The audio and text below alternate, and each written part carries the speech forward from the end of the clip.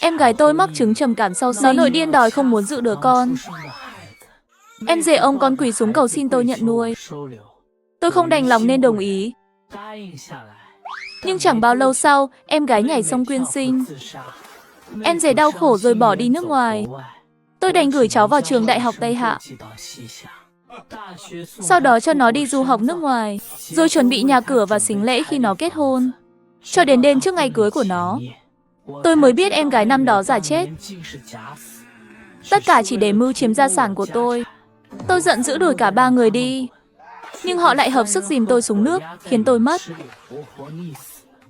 Khi mở mắt ra, tôi phát hiện mình đã sống lại, trở về ngày em gái phát điên đòi bỏ đứa bé. Đừng khóc nữa, phiền chết đi được. Đã hành tôi suốt 10 tháng trời. Bây giờ còn muốn làm phiền tôi nữa à? Cứ khóc mãi nhức hết cả đầu.